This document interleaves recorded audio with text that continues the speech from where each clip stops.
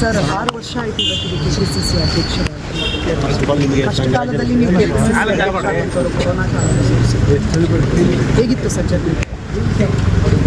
ಇದೆಲ್ಲ ಎಕ್ಸ್ಪ್ಲೇನ್ ಮಾಡ್ತೀನಿ, ಇವತ್ತು ಬೇಡ, ನಾಳೆ ಪ್ರೆಸ್ ಕಾನ್ಫರೆನ್ಸ್ ನಾಳೆ ಮಾಡೋಣ ಅಂತ ಪ್ರೆಸ್ ಕಾನ್ಫರೆನ್ಸ್, ಇವತ್ತು ಬೇಡ. ಇವತ್ತು ಬರೀ ಶಾಸಕರಿಗೆ ಮಾತ್ರ ಕರೆದಿದ್ದೀನಿ. ನಮ್ಮ AICC ಸೆಕ್ರೆಟರೀಸ್ ಯಾರು ಬೆಂಗಳೂರಲ್ಲಿದ್ದಾರೆ, ನಮ್ಮ ಪಾರ್ಲಿಮೆಂಟ್ ಕ್ಯಾಂಡಿಡೇಟ್ಸ್ ಅವ್ರು ಮಾತ್ರ ಇವತ್ತು ನಾಳೆ ಆದಮೇಲೆ ನಾಳೆ ಮಾತಾಡ್ತೀನಿ. ಸರ್, ಗ್ಯಾಸ್ ಬೆಲೆ ಏರಿಕೆ ಆಗ್ತಾ ಇದೆ ಅನ್ನುವಂಥ ಕಾರಣಕ್ಕಾಗಿ ಹೋಟೆಲ್ ನೋಡಿ, ಬಂದ್ ಮಾಡಬೇಕು. ಪಾರ್ಲಿಮೆಂಟಲ್ಲಿ ಸರ್ಕಾರ ಇದನ್ನು ಚರ್ಚೆ ಮಾಡಬೇಕು. ಇವತ್ತು ಚರ್ಚೆ ಮಾಡೋಕ್ಕೆ ಅವಕಾಶ ಕೊಡ್ತಾರೆ. ಅದಕ್ಕೆ ನಮ್ಮ ಎಲ್ಲ MP ಗಳು ಇಂಡಿಯಾ ಒಕ್ಕೂಟದ MP ಗಳನ್ನು ನಿನ್ನೆ ಪ್ರತಿಭಟನೆ ಮಾಡಿದ್ದಾರೆ. ಯಾಕೆ ಅವ್ರಿಗೆ ಭಯ?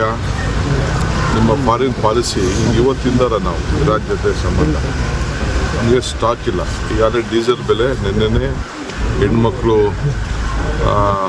ವರ್ಲ್ಡ್ ವುಮನ್ ಡೇ ದಿನನೇ 60 ರೂಪಾಯಿ ಏರಿಕೆ ಮಾಡಿ ಎಲ್ಲರಿಗೂ ಮಾಡಿದ್ದಾರೆ. MP ಯಾಕೆ ಮಾತಾಡ್ತಾ ಇಲ್ಲ? MP ಒಬ್ಬರು ಮಾತಾಡ್ತಾ ಇಲ್ಲ. ಈ ಗ್ಯಾಸ್ ಬೆಲೆದು, ಗ್ಯಾಸ್ ತೊಂದರೆ ಆಗಿರೋದು ಈಗ ಎಲ್ಲ ಸ್ಟ್ರೈಕ್ ಮಾಡ್ತಾರಲ್ಲ, MP ಅದ್ರ ಬಗ್ಗೆ ಮಾತಾಡಲಿ. ಎಲ್ಲದಕ್ಕೂ ಧ್ವನಿ ಎತ್ತಾರೆ, ಭಾಳ ವಿಚಿತ್ರವಾಗಿ ಧ್ವನಿ ಎತ್ತಾರೆ ಅಂತ ಮಾತಾಡ್ತೀನಿ.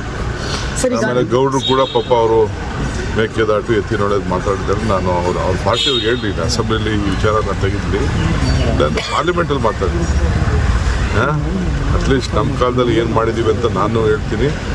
ಇವತ್ತು ಪಾಪ ಅವ್ರಿಗೆ ಸುಮ್ಮನೆ ನಾನು ಡಿಸ್ಟರ್ಬ್ ಮಾಡೋದು ಸರಿ ಇಲ್ಲ. ಈ ವಯಸ್ಸಿನಲ್ಲಿ ನಾನು ಅಟ್ಯಾಕ್ ಮಾಡ್ದಂಗೆ ಆಗ್ತದೆ. ನನಗೆ ಅಟ್ಯಾಕ್ ಮಾಡೋಕ್ಕೆ ಇಷ್ಟ ಇಲ್ಲ. ಸೊಲ್ಯೂಷನ್ ಅವರೇ ಹೇಳಲಿ.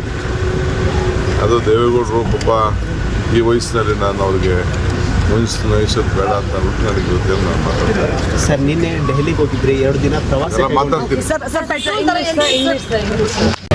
ಮತ್ತಷ್ಟು ಸುದ್ದಿಗಳಿಗಾಗಿ ನೋಡ್ತಾ ಇರಿ ಪಬ್ಲಿಕ್ ನ್ಯೂಸ್ 24x7.